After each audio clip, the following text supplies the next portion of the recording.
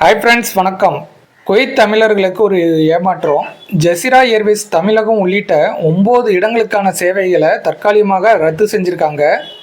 Kuwait விமான நிறுவனங்களில் ஒன்றான ஜசீரா ஏர்வேஸ் மதுரை, திருச்சி மற்றும் கோயமுத்தூர் உட்பட இந்தியாவில் உள்ள 9 நகரங்களுக்கு செல்லும் மற்றும் அங்கிருந்து வரும் தனது விமான சேவைகளை தற்காலிகமாக ரத்து செஞ்சுருக்காங்க.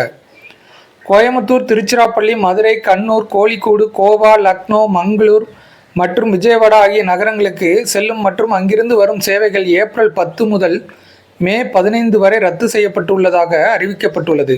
ரத்து செய்யப்பட்ட சேவைகளின் முன்பதிவு செய்த பயணிகளுக்கு முழு தொகையும் திருப்பி தருவதாக அந்நிறுவனம் அறிவித்துள்ளது. இருப்பினும் பயண முகவர் டிராவல் ஏஜென்சியின் மூலம் எடுக்கப்பட்ட பயணச்சீட்டுகளுக்கான தொகை கிரெடிட் செல் வடிவில் திருப்பி தரப்படும் என்று அறிவிப்பு பயணிகளிடையே பெரும் கவலையை ஏற்படுத்தியுள்ளது. தற்போதைய பதற்றமான சூழ்நிலையில் பெரும்பாலான பயணிகள் 250 தினார்களுக்கு மேல் விலையில் பயணச்சீட்டுகளை டிராவல் ஏஜென்சிகள் மூலம் வாங்கியுள்ளனர்.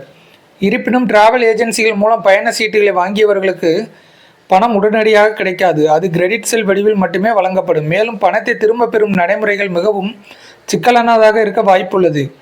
இது பயணிகளின் நிதி சிக்கல்களை அதிகரிக்கும் என்றும் எதிர்பார்க்கப்படுகிறது.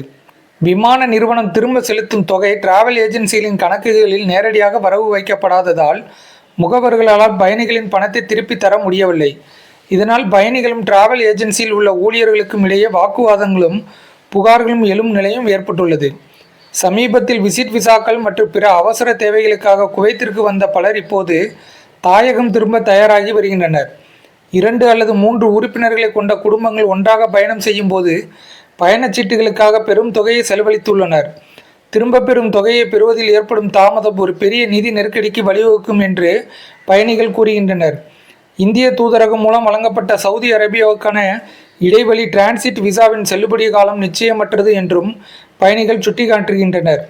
இந்த சூழ்நிலையில் அனைத்து பயணிகளுக்கும் கூடிய விரைவில் பணத்தை திரும்ப தர ஜசீரா ஏர்வேஸ் நடவடிக்கை எடுக்க வேண்டும் என்று பயணிகள் கோரிக்கை விடுத்துள்ளனர்.